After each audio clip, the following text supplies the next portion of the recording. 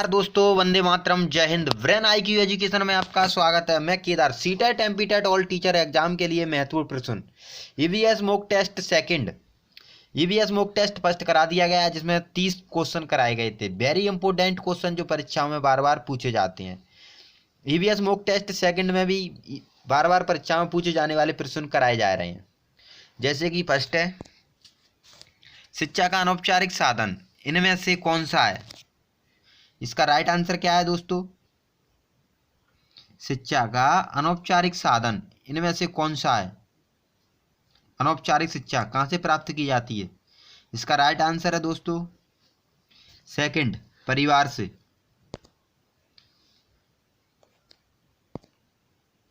Second, परिवार को किसने आवश्यक और अनावश्यक रूपों में बांटा है? परिवार को आवश्यक और अनावश्यक रूपों में किसने बांटा है? इसका राइट आंसर क्या है दोस्तों? इसका राइट आंसर है फर्स्ट, मैकाइवर।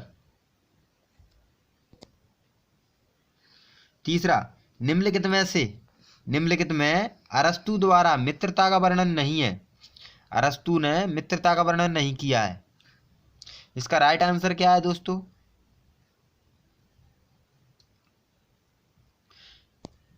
इसका राइट आंसर है इनमें से कोई नहीं। चौथा, आपकी शिक्षा सफल है यदि। आपकी शिक्षा कैसे सफल है? इसका राइट आंसर क्या है दोस्तों?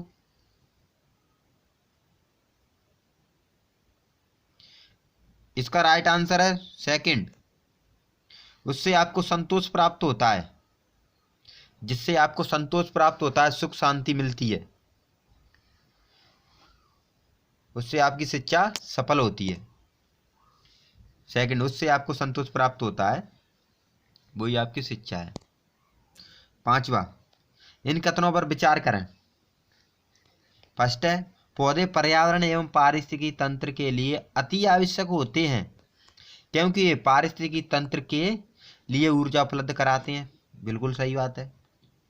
मनुष्य तथा जीव जंतु भी अपने खाद्य पदार्थों का अधिकांश भाग पेड़ पौधों से ही प्राप्त करते हैं। बिल्कुल सही बात है।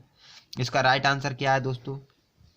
केवल एक, केवल दो, एक और दो, दोनों, इनमें से कोई नहीं। इसका राइट आंसर है दोस्तों एक और दो, दोनों।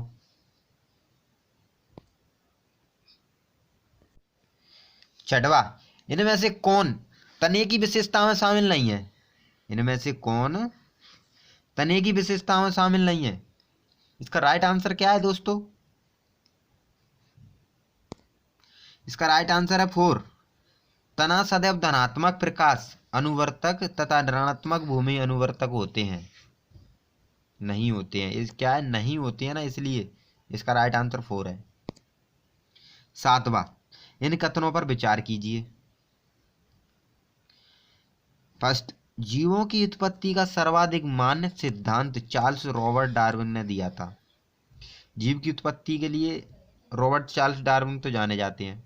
दो, इस सिद्धांत का वर्णन उन्होंने अपनी पुस्तक द ओरिजिन ऑफ स्पीसीज 1859 में किया। इनमें से कौन सा कथन सही है दोस्तों? इसका राइट आंसर है थ्री, एक और दो, दोनों कथन सही है। आठवां, वे कौन से जीव हैं जो मृत पशुओं एवं जंतुओं को अपघटित करते हैं? मृत पशुओं और जंतुओं को अपघटित करते हैं। अपघटित यानी मिट्टी में मिलाना, खाए आते हैं। इसका राइट आंसर क्या है दोस्तों? इसका राइट आंसर है फर्स्ट, अपघटक। नौवा, कौन सा ऐसा जीव है जो चलने, चढ़ने तथा उड़ने तीनों कार्यों को कर सकता है? कौन सा जीव है? मेंढक, कॉकरोच, सर्प, एमू। कौन सा जीव हो सकता है दोस्तों? इसका राइट आंसर है सेकंड, कॉकरोच।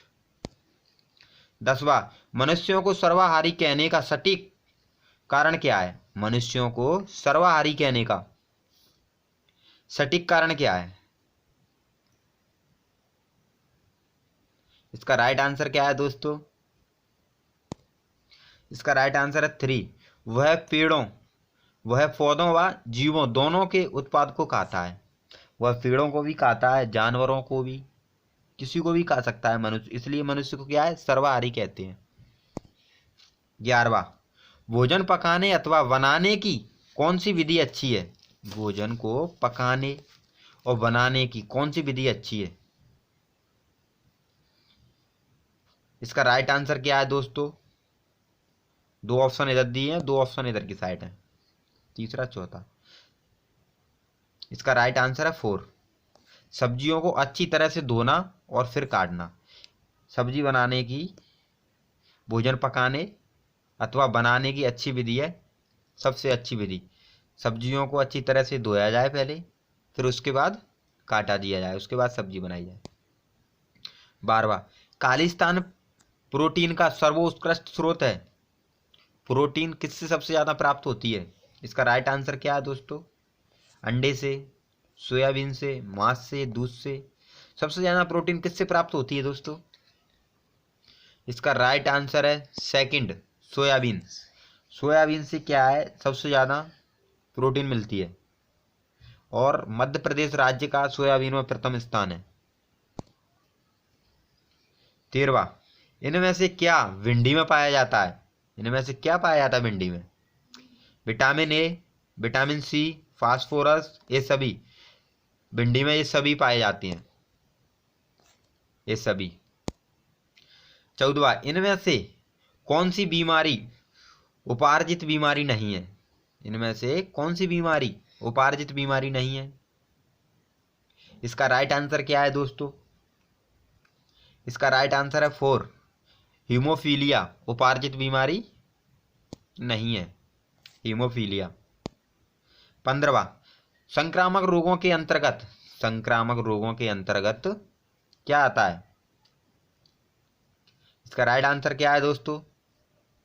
15वां, इसका राइट आंसर है सेकंड, जो विभिन्न कारकों की सहायता से दूसरे व्यक्ति तक पहुंचे, जो विभिन्न कारकों की सहायता से दूसरे व्यक्ति तक पहुंचे, उन्हें क्या है, संक्रामक रोगों के अंतर्गत कहते हैं। एक से दूसरे में फैलना, जैसे खांसी है, किसी खांसी की जुकाम वाले व्यक्ति के पास बैठते हैं, तो उसके साथ एक घंटे तक बैठ जाओ तो समझ लेना आपको खांसी जुकाम हो सकता है। 16वां, निम्नलिखित में कौन सी अधिगम की विशेषता नहीं है? नहीं कह रहा है, नहीं दोस्तों। इसका राइट आंसर क्या है? अधिगम निरंतर परिवर्तनशील है, बिल्कुल है। अधिगम एक अनुकूलन प्रक्रिया है। अधिगम एक सामंजस्य प्रक्रिया है, ये ही नहीं लग रहा है। अधिगम विकास का प्रतीक माना जाता है, बिल्कुल माना जाता है। इसका राइट आंसर है दोस्तों 3, अधिगम सामंजस्य की प्रक्रिया है, यही नहीं है। 17वां, अंतरराष्ट्रीय सद्भाव, अंतरराष्ट्रीय सद्भाव के लिए शिक्षण उद्देश्य में से एक है। अंतरराष्ट्रीय सद्भाव के लिए शिक्षण उद्देश्य में से एक है, क्या है दोस्तों? इसका राइट आंसर क्या है? इसका राइट आंसर है 4, सांस्कृतिक जानकारी देना। अंतरराष्ट्रीय सद्भाव के लिए शिक्षण है, सांस्कृतिक जानकारी देना, सांस्कृतिक जानकारी देना। 18वां, निम्नलिखित में से किस विषय का संबंध पर्यावरण अध्ययन में सबसे अधिक है? किस विषय का संबंध सबसे अधिक है दोस्तों? फर्स्ट ऑप्शन है भूगोल, सेकंड ऑप्शन है भौतिक विज्ञान, थर्ड है इतिहास, चौथा दर्शन शास्त्र। पर्यावरण अध्ययन में सबसे अधिक अध्ययन किया जाता है भूगोल का। इसका राइट आंसर है फर्स्ट, भूगोल। 19वां, पर्यावरण अध्ययन का उद्देश्य निम्नलिखित में से कौन नहीं है? पर्यावरण अध्ययन का उद्देश्य निम्नलिखित में से कौन नहीं है? इसका राइट आंसर क्या है दोस्तों? नहीं पूछ रहा है, नहीं है। इसका राइट आंसर है 4, शुद्ध पेयजल और वायु की कमी, यही नहीं है, शुद्ध पेयजल और वायु की कमी। 20वां, निम्नलिखित में कौन पर्यावरण संबंधी आयामों को जानने एवं समझाने हेतु अनिवार्य है? इसका राइट आंसर क्या है दोस्तों? इसका राइट आंसर है फर्स्ट, पर्यावरणीय शिक्षा। 21वां, निम्नलिखित में से किस आयोग ने पर्यावरणीय शिक्षा को औपचारिक धारा से जोड़ने की सिफारिश की थी? किस आयोग ने औपचारिक शिक्षा धारा से जोड़ने की बात की थी? इसका राइट आंसर है दोस्तों फर्स्ट, कोठारी आयोग।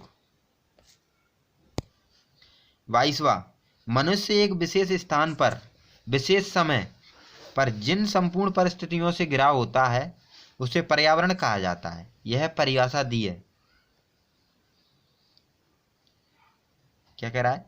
मनुष्य एक विशेष स्थान पर विशेष समय पर जिन संपूर्ण परिस्थितियों से घिरा होता है उसे पर्यावरण कहा जाता है। यह परिभाषा दी है। इसका राइट आंसर है दोस्तों सेकंड, सीसी पार्क ने यह परिभाषा दी है। CC park. 23वां, पर्यावरण को व्यापक रूप से क्षति किससे पहुंचती है? पर्यावरण को व्यापक रूप से क्षति किससे पहुंचती है?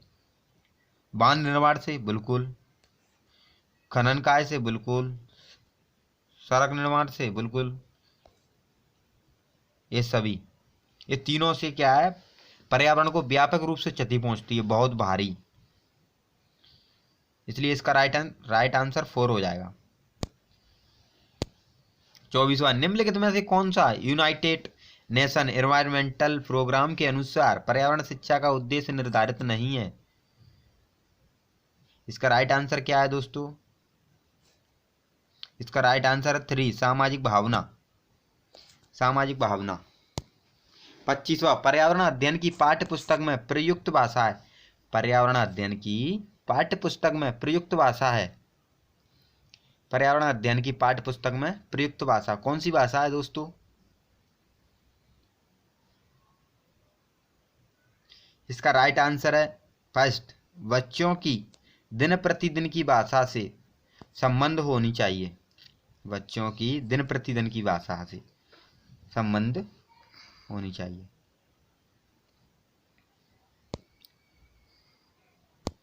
26वां, ज्ञान निर्माण में निम्नलिखित में से किसकी आवश्यकता होती है? ज्ञान के निर्माण में किसकी आवश्यकता होती है दोस्तों?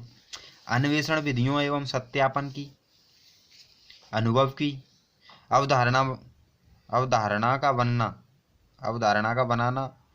4 ऑप्शन है, उपरोक्त सभी। ज्ञान निर्माण में किसकी आवश्यकता होती है दोस्तों?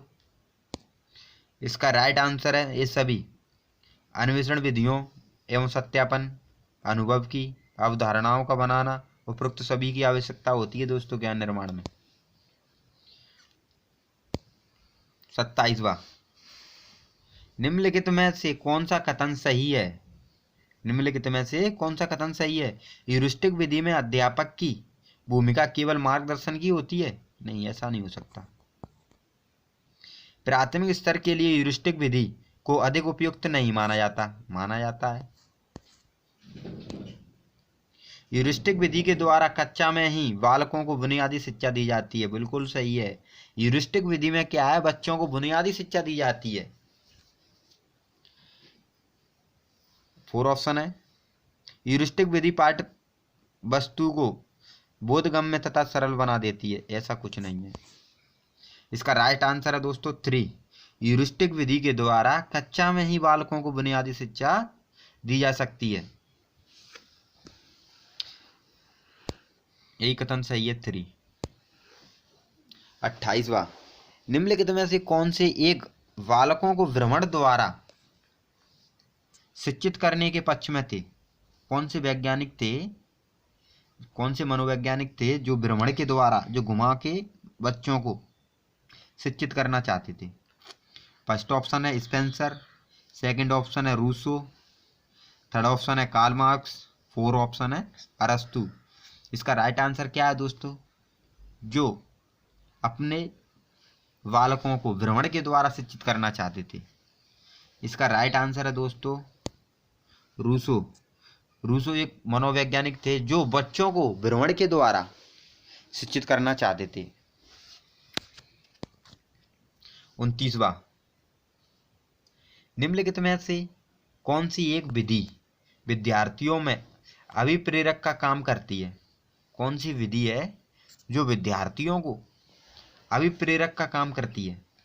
कहानी विधि, फर्स्ट ऑप्शन है सेकंड भ्रमण विधि, थर्ड ऑप्शन है दंत विधि, दंत कार्य विधि, फोर्थ ऑप्शन है एजुसेड विधि। इसका राइट आंसर क्या है दोस्तों? जो विद्यार्थियों को अभिप्रेरक का काम करती है, अभिप्रेरक बनाती है उन्हें। इसका राइट आंसर है दोस्तों 3 दंत कार्य विधि, जो विद्यार्थियों को अभिप्रेरक बनाती है। वीडियो को अंत तक देखें दोस्तों, और वीडियो को लाइक करें, शेयर करें, चैनल को सब्सक्राइब करना ना भूलें। दंत कार्य विधि। तीसवा मॉक टेस्ट 2 का लास्ट क्वेश्चन है दोस्तों। आज की वीडियो यहीं समाप्त करते हैं। निम्नलिखित में कौन सुमेलित नहीं है? इसमें सुमेलित नहीं है, कौन सुमेलित नहीं है? स्पेस नियंत्रण कक्ष तुम्बा, नेहरू संग्रहालय मुंबई, विज्ञान संग्रहालय बेंगलुरु, बिड़ला फ्लेटी बिड़ला प्लेनिटोरियम कोलकाता। इसका राइट आंसर है दोस्तों फर्स्ट स्पेस नियंत्रण कक्ष तुम्बा, स्पेस नियंत्रण कक्ष तुम्बा, यही सुमेलित नहीं है। ब्रेन IQ एजुकेशन चैनल को सब्सक्राइब करें, लाइक करें, वीडियो को अंत तक देखें और अपने दोस्तों को शेयर करें। धन्यवाद। जय हिंद।